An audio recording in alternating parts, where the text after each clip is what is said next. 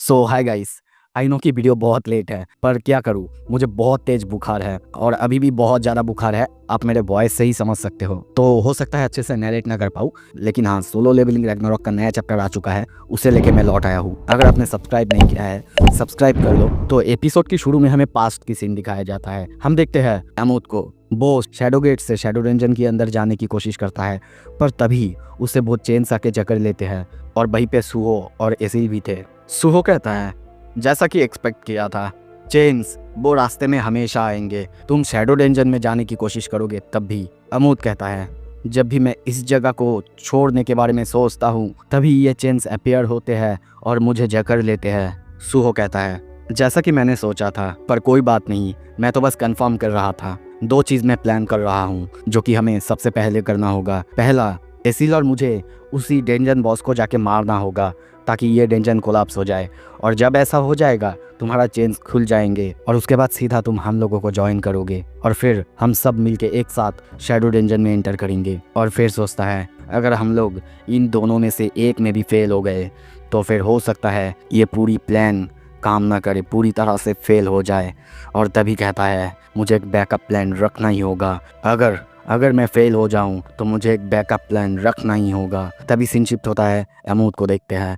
वो कहता है, भूल जाओ, कुछ भी हो जाए, मुझे लगता है कि सबसे अच्छा तो मेरा यहीं पे बंद रहना, ट्रैप रहना है। पर तभी सीन शिफ्ट होता है, हम देखते हैं उसी मूर्ति के साथ या फिर उसी खतरनाक मूर्ति को एक सैंड बॉल या फिर खतरनाक अटैक करते हुए, और वो अपना वही खतरनाक बॉल से सुहो पर अटैक करता है। वहाँ पे चारों तरफ सैंड फैलने लगता है। सुहो को तभी देखते हैं, वो वही सैंड को पास करते हुए आगे आ रहा है, पर वो सैंड उसे बार बार घेरे ही जा रहा है। वो उस पर अटैक करने जाता, पर वो सैंड उसे बार बार चारों तरफ से जकड़े जा रहा है।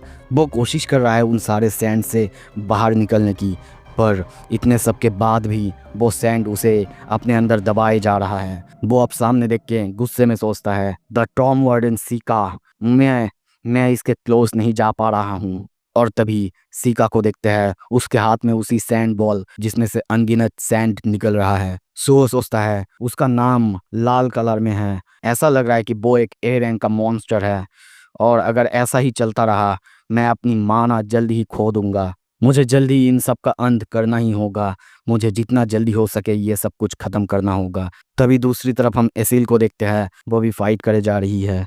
अब देखते हैं सुहो अपनी रूलर्स अथॉरिटी का यूज़ करता है और अपनी तलवार को उसी मॉन्स्टर यानी सीका पर फेंकता है, पर सीका आसानी से उसकी तलवार को डॉच करता है। अब ये देख के सुहो के पास कोई रास्ता नहीं था। सुहो एसिल को चिल्ला के कहता है, एसिल चलो अब बॉन्ड स्किल का यूज़ करते हैं। ये सुनते ही एसिल खुश होती है और कहती है, यस मोनक, हाँ। और सोचती है, finally the charging requirement of bond skill, जो कि मैंने सीखा है गेट्स पर रोम करते हुए यंग मोनक के साथ। मैं जितने सारे मॉन्स्टर को मारूंगी उनकी सोल्स को मैं एब्जॉर्ब कर सकती हूँ, और ऐसे ही मेरे बॉन्ड स्किल की चार्जिंग रेट इंक्रीज होगी। और तभी हम उसे ट्रांसफॉर्म होते हुए देखते हैं। उसके हाथ में हम एक बहुत खतरनाक बॉल को देखते हैं जो कि सच में बहुत पावरफुल लग रहा था।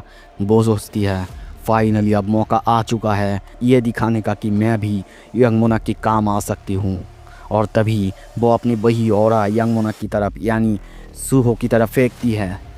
सुहो कैप्चर करता है अपनी पावर यानी उसकी पंच की ताकत अब बहुत ज़्यादा बढ़ चुका है। और तभी हम देखते हैं वो खतरनाक तरीके से सीका की तरफ आगे बढ़ने लगती है। दूसरी तरफ अपना पावर देते ही एसिल वहीं पे नीचे गिर जाती है क्योंकि उसकी ताकत पूरी तरह से ड्रेन हो चुका है। वो अब सामने देखते हुए सोचती है, मैंने अब तक बस अपनी ख़राब साइड ही यंग मोनक को दिखाई थी। आई होप कि ये बॉन्ड स्किल उनकी काम आए, थोड़ी सी मदद कर दे।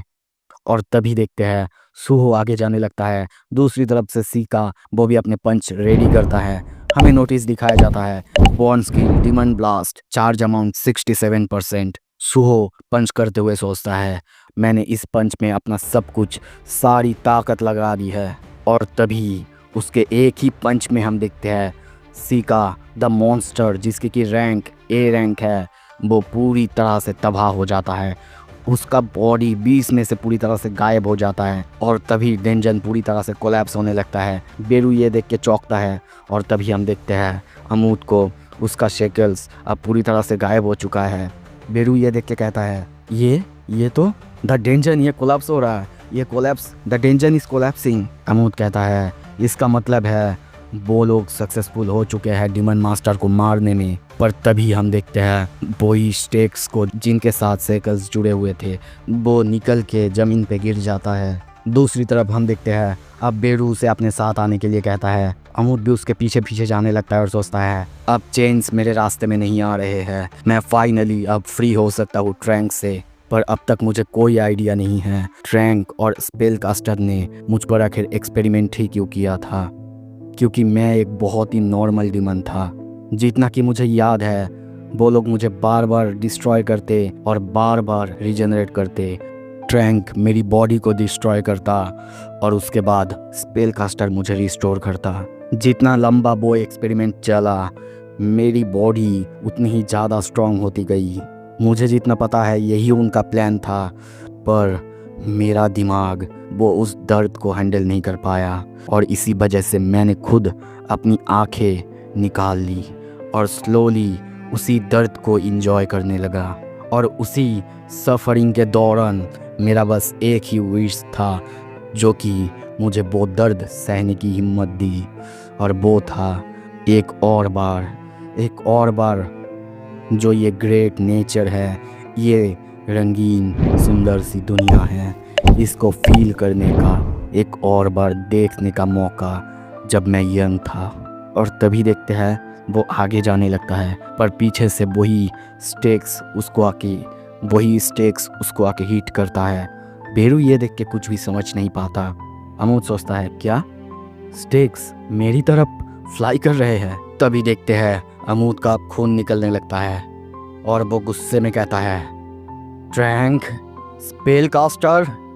और तभी देखते हैं वो चीखने लगता है, सारे जो स्टेक्स है उसकी तरफ भागने लगता है और वो कहता है तुम मुझे कभी जाने नहीं देते, उससे अच्छा तो तुम मुझे मार ही डालते। पर तभी सूहो की एंट्री होता है और वो आके उन सारे स्टेक्स को हिट करने लगता है, मारने लगता है।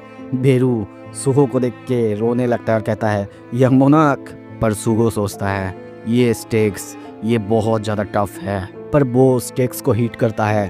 पर तभी स्टेक्स को फिर से रिटर्न आते हुए देखते हैं। सूहो सोचता है ये टफ तो है ही, साथ में ये फिर से स्ट्राइक बैक कर रहे हैं। ठीक है, अब मेरे पास कोई रास्ता नहीं है। अगर ये चेन्स अमूद को जाने नहीं दे रहे हैं, मेरे पास सिर्फ एक ही रास्ता है, मुझे इन्हें कहीं और मूव करना होगा। और तभी देखते हैं वो सारे स्टेक्स को हिट करता है और शैडो डेंजन में भेज देता है। अब शैडो डेंजन की बहुत बड़ी दुनिया के अंदर हम उन्हीं सारे स्टेक्स को देखते हैं। अमूद उसे ऐसा करते हुए देख के सोचता है संसूहो, आखिर तुम मेरे लिए ये सब क्यों कर रहे हो? क्यों? आखिर मुझसे तुम्हें क्या चाहिए कि तुम उसके लिए अपना खून बहाने के लिए भी राजी हो? आई एम सॉरी गाइज, हो सकता है बहुत से जगह में स्पेलिंग या फिर प्रोनाउंसिएशन थोड़ा सा गलत आ रहा होगा, समझ सकते हो। अभी भी खांसी बहुत है। इस तरफ हम देखते हैं सो एक के बाद एक स्टेक से फाइट कर रहा है, पंच करते हुए उन सबको शैडो डेंजन में भेज रहा है। पर तभी उसको कुछ स्ट्राइक करता है, यानी उसका ताकत अब पूरी तरह से ख़त्म हो चुका है। वो सोचता है मेरे बोन्स अब और सह नहीं सकते, और तभी वो नीचे गिरने लगता है। एक स्टेक उसके पास आता, उससे पहले ही हम देखते हैं अमूद उसे आके रोक देता है और कहता है अब मैं समझ चुका हूँ, ट्रैंक नहीं, सारे मॉन्स्टर की शैडो मोनार्क के सामने हार चुके थे। सूहो को देखते हुए कहता है हमें बस इन सारे स्टेक्स को शैडो डेंजन के अंदर ही लेके जाना होगा, है ना? ठीक है, चलो अब अपने फाइनल स्ट्रगल को एक साथ करते हैं, संसूहो नहीं, यंग मोनार्क। और तभी सूहो के सामने अब वो खड़ा था, सारे स्टेक्स उन दोनों की तरफ आने लगता है। सीन शिफ्ट होता है। कुछ देर बाद हम एसील को देखते हैं, वो अपना आँख खुलती है, धीरे धीरे उठती है और सामने बेरू को देखती है। बेरू कहता है तो तुम उठ चुके हो? एसील कहती है बेरू, आखिर यंग मोनार्क, क्या यंग मोनार्क ने मुझे शैडो डेंजन में भेज दिया है? क्योंकि मेरी ताकत जल्दी ख़त्म हो चुकी थी। वैसे वो कैसे है? और अमूद? पर तभी बेरू उसे चुप करने के लिए कहता है और कहता है वो लोग रेस्ट कर रहे हैं। ये सुन के एसील बहुत खुश होती है। कुछ देर बाद हम सूहो को देखते हैं, वो सो रहा है और वहीं पे अमूद को भी देखते हैं। एसील सोचती है आपने कर दिया यंग मोनाक। एक के बाद एक नोटिस आता है। You have recruited the hire of the iron body as your teammate. Alert, you have completed the urgent quest dimensional crack. Alert, you have levelled up. और ऐसे ही बहुत सारे अलग अलग रिवार्ड्स भी उसे मिले हैं। तभी सीन शिफ्ट होता है, हम देखते हैं हंटर एसोसिएशन ऑफिस में। वहीं पे हम एसोसिएशन लीडर जिनचुल को देखते हैं। वो बैठ के संग जिनबू का स्टैट्स या फिर उसका कुछ आर्टिकल देख रहा था और सोचता है संग जिनबू के जाने के बाद कुछ अजीब सा फिर से शुरू हो रहा है। द हंटर्स एंड गेट्स फिर से अपीयर हो रहे हैं। वैसे जिंबू को थैंक्स कहना चाहिए, उसी की वजह से मुझे सब कुछ याद था पिछले दुनिया के बारे में, और इसी की वजह से मैंने ये एसोसिएशन और ये हंटर्स गिल्ड ये सब कुछ बना पाया। पर ये स्टारडस्ट इस बार ये नया है जो कि पिछली दुनिया में नहीं था। एक ऐसा स्टिमुलेंट जो कि लो रैंकिंग हंटर्स को ताकतवर बना सकता है बिना किसी साइड इफ़ेक्ट के। अब तक जितना कि हमें पता चला है, स्टारडस्ट जो कि डिस्ट्रीब्यूट किया जा रहा है ग्रिम रिपर गिल्ड के वाइस लीडर यानी ली मिनसियांग द्वारा, पर उसका गिल्ड मास्टर यानी लिम तैगू वो अभी ओवरसीज ट्रिप पे है। इसका मतलब वो सब कुछ अकेला कर रहा है। पर मुझे डाउट है कि वो इतना सब कुछ अकेला करने के कैपेबल है। उसके पीछे ज़रूर कोई है। तभी उसका फ़ोन रिंग करता है। वो फ़ोन उठा के कहता है, अरे ये बहुत रेयर है, तुम मुझे सर कह रहे हो। वहाँ से आवाज़ आता है, association leader sorry for calling you so suddenly. वो कहता है, बताओ क्या तुम्हें कोई मदद चाहिए। तभी हम देखते हैं जिन्हो को, जो कि रोते हुए अपने भांजे के बारे में बताता है कि वो एक गेट के अंदर ट्रैप हो चुका है। ये सुन के वो कहता है, मिस्टर जिन्हो आपके भांजे से मतलब सू हो ना। वो बहुत चौंकता है। सो अब फाइनली स्टोरी थोड़ा सा आगे बढ़ने वाला है, क्योंकि अब जिनजुल को भी संग सूहो के बारे में पता चल चुका है। सो अब आगे क्या होगा, अगले चैप्टर आने तक रुकिए, मैं जल्द ही लाऊंगा, क्योंकि सोलो लेवलिंग रैग्नारॉक को मैं सबसे पहले रखता हूँ। अगर आप भी ऐसे सबसे पहले रखते हो तो फिर सब्सक्राइब करो और देखते रहो। Thank you so much video देखने के लिए। तब तक बाकी वीडियोस देखते रहो।